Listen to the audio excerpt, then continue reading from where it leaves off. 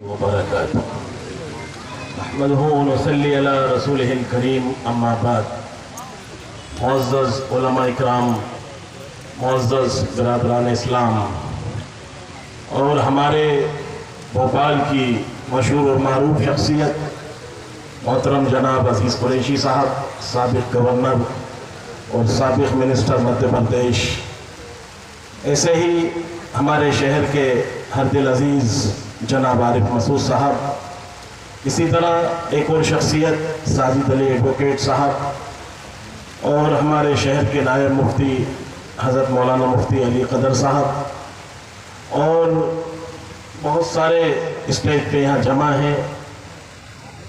میں آج آپ کے سامنے بڑی خوشی محسوس کر رہا ہوں کہ اس طرح کے جلسے ہمارے شہر بھوپال میں ہوا کرتے تھے، لیکن بدقسمتی سے یہ ہونا بند ہو گئے۔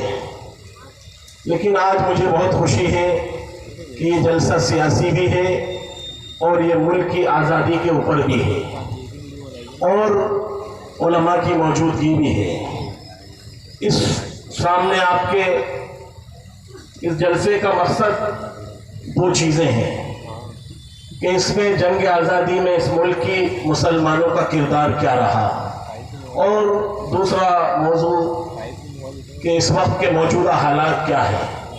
اگر ان دونوں پر بات کی جائے تو 1 گھنٹہ بھی ناکافی ہوگا، لیکن میں تھوڑا تھوڑا اس پر بات کرتا ہوا چلوں گا۔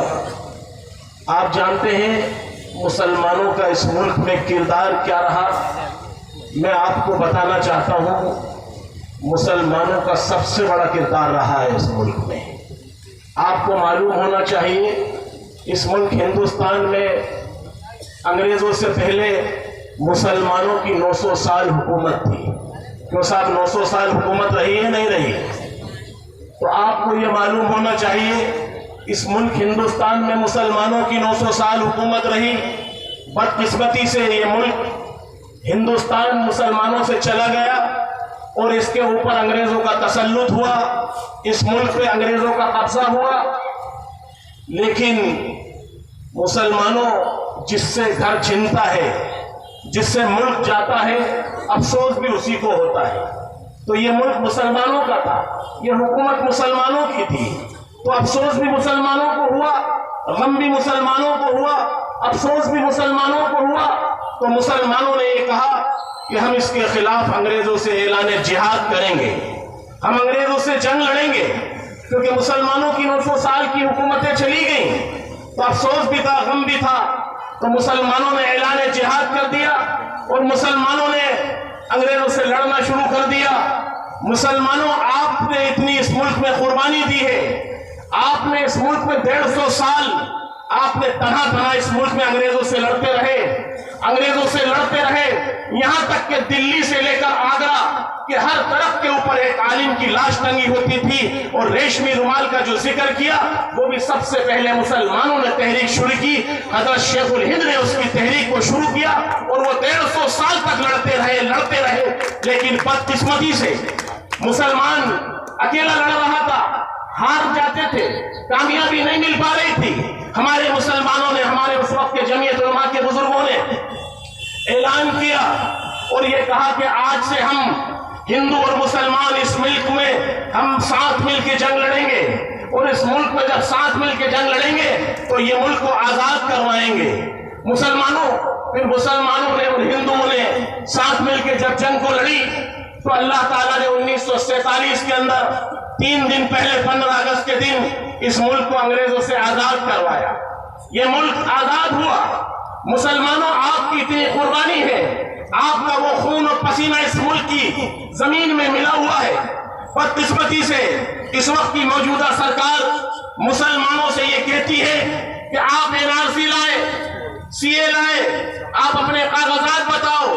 مسلمانوں، ہمارے کاغذات کی کوئی ضرورت نہیں۔ ہماری تاریخ دلی کی جامع مسجد، دلی کا لال قلعہ ہے، آگرہ کا قطب مینار ہے، اور یہ دلی موتی مسجد، یہ شہر کی تمام ہندوستان کی مسجدیں، قطب مینار دلی کا یہ گواہی دیتی ہیں مسلمانوں کہ ہم نے اس ملک کو بنایا ہے، ہم نے اس ملک کو لوٹا نہیں ہے، ہم نے اس ملک سے چھینا نہیں، ہم اس ملک سے دولت کو لے کر کہیں باہر نہیں گئے، انگلینڈ اور امریکہ نہیں گئے، ہم نے اس ملک کو بنایا ہے۔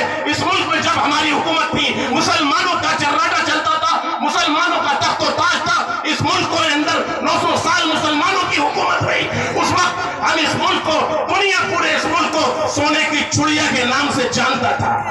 آج مسلمانوں اس ملک کو دنیا کے اندر، آپ کو معلوم ہونا چاہیے، ایک غریب ملک میں شمار ہونے لگا، ان افریقہ جیسے ملکوں میں شمار ہونے لگا۔ یہ ملک ہمارا ہندوستان ہے، اس ملک کو مسلمانوں نے قربانی دی ہے۔ مسلمانوں، آپ کو ڈرنے کی ضرورت نہیں، آپ کو گھبرانے کی ضرورت نہیں۔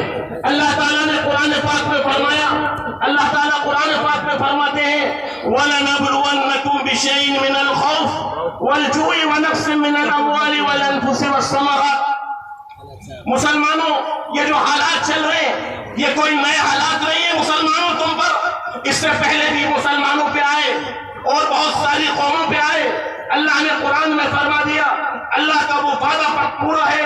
نبی پاک صلی اللہ علیہ وسلم کی زبانی اللہ تعالیٰ نے قرآن پاک میں فرما دی وَلَنَبْلُوَنَّكُمْ بِشَيْءٍ مِّنَ الْخَوْفِ وَالْجُوعِ وَنَقْصٍ مِّنَ الْأَمْوَالِ وَالْأَنفُسِ، کہ مسلمانوں تمہیں آزمایا جائے گا، بھوک کے ذریعے سے ڈرایا جائے گا، خوف پیدا کیا جائے گا، تمہاری کھیتیوں کو برباد کیا جائے گا، تمہارے مکانوں کو توڑا جائے گا، تمہارے گھروں کو توڑا جائے گا، تمہاری تجارت ختم کی جائے گی، تمہارے کاروبار ختم کیے جائیں گے۔ میرے نبی پاک صلی اللہ علیہ وسلم نے قرآن پاک میں جو ذکر کیا وہ وہی ہے وَلَنَبْلُوَنَّكُمْ بِشَيْءٍ مِّنَ الْخَوْفِ وَالْجُوعِ وَنَقْصٍ مِّنَ الْأَمْوَالِ وَالْأَنفُسِ وَالثَّمَرَاتِ۔ مسلمانوں ڈرنے کی ضرورت نہیں، مسلمانوں گھبرانے کی ضرورت نہیں، مسلمانوں خوف کھانے کی ضرورت نہیں۔ آپ کو ہمت کی ضرورت ہے، آپ کو طاقت کی ضرورت ہے، اور آپ کو اس سے پہلے آپ کو ایک جٹ ہونے کی ضرورت ہے۔ جس دن آپ ایک جٹ ہو گئے، خدا کی قسم دنیا کی کوئی طاقت آپ کا بال پاکا نہیں کر سکتی۔ مسلمانوں، آج ہمارے اختلاف نے، ہمارے جھگڑوں نے، ہمارے آپسی انتشار نے آج ہمیں فرقوں میں بانٹ دیا، ذاتوں میں بانٹ دیا۔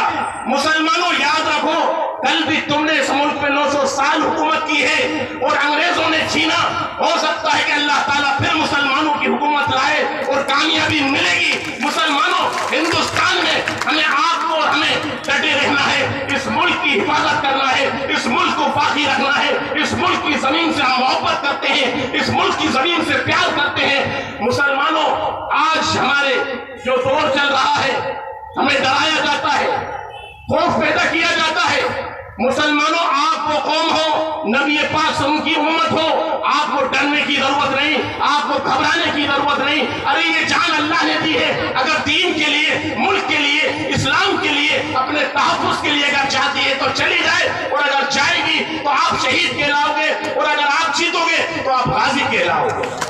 مسلمانوں، آپ بالکل بے فکر ہو کے رہو، اس ملک یہ ہمارا ہے، یہ ہندوستان ہمارا ہے، اس کی زمین ہماری ہے، اس میں ہم نے قربانی دی ہے، ہم نے ایک ایک انچ کے لیے اس کو بھارت، اکھنڈ بھارت ہم نے بنایا ہے۔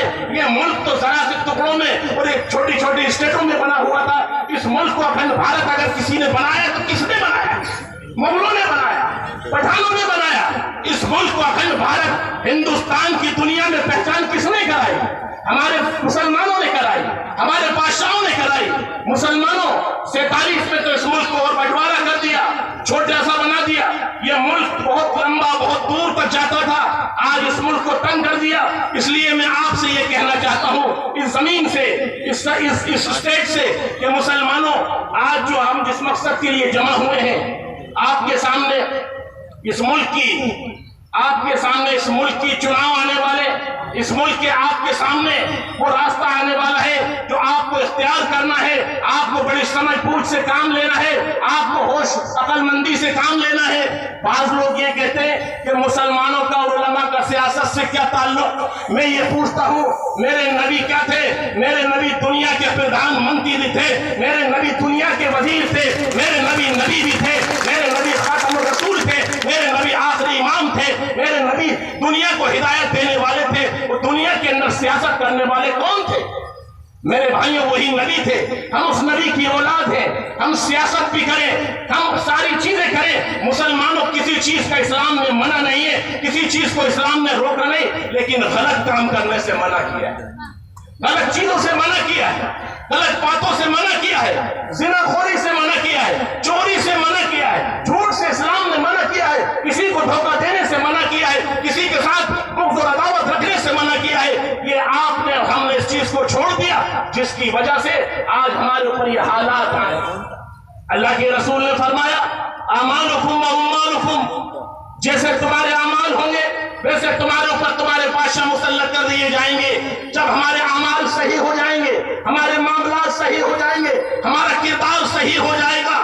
میرے بھائیوں حکومت تو اس رب ذوالجلال کی ہے کہ پوری کائنات پر حکومت چلاتا ہے، جس کو چاہتا ہے پردھان منتری بنا دیتا ہے، جس کو چاہتا ہے پردھان منتری بنا کے ذلیل کر دیتا ہے، اور جس کو چاہتا ہے عزت دیتا ہے۔ آج یہ ہے کل یہ نہیں رہیں گے، لیکن میرا اللہ باقی رہے گا قیامت تک، اور قیامت تک آپ اور ہم باقی رہیں گے۔ اس ملک کے ہندوستان کے اندر ہندو مسلمان باقی رہیں گے، یہ ملک ہندوستان باقی رہے گا۔ اس ملک سے ہمیں پیار کرنا ہے، اور ہمیں اپنے آپ کو سنبھال کے رکھنا ہے، ہوش میں رکھنا ہے۔ ہوش کے اندر کہیں ایسا نہ ہو کہ جوش میں ہم ہوش کھو دیں۔ مسلمانوں آج یہ چاہتی ہیں کہ آپ روڈوں پہ آ جاؤ، سڑکوں پہ آ جاؤ، آگ زنی کرنے لگو، مکان توڑنے لگو۔ یہ اسلام نہیں سکھاتا۔ اسلام یہ سکھاتا ہے کہ واعتصموا بحبل اللہ جميعا ولا تفرقوا، کہ اللہ کی رسی کو مضبوطی سے پکڑ لو، آپس میں لڑو مت، جھگڑو مت، اتفاق اتحاد سے رہو۔ مسلمانوں میں آپ سے کہنا چاہتا ہوں، میں اپنی بات کو زیادہ طویل نہیں کرتا، اس لیے کہ ہمارے اور بھی لوگ ہیں، ہمارے سب کے بڑے جناب حدیث قریشی صاحب بھی ہیں، میں ان سے بھی یہ کہنا چاہتا ہوں، حدیث قریشی صاحب آپ مسلمانوں کی قیادت کریے، مسلمانوں کی لیڈرشپ کریے، مسلمانوں کو جمع کریے، اتحاد ہوگا، اتفاق ہوگا۔ دنیا کے اندر، ہندوستان کے اندر، مدھیہ پردیش کے اندر، بھوپال کے اندر ہماری سیاست مضبوط ہوگی۔ اللہ تعالیٰ ہم سب کو کہنے سننے سے زیادہ عمل کی توفیق نصیب فرمائے۔ وآخر دعوانا الحمدللہ رب العالمین۔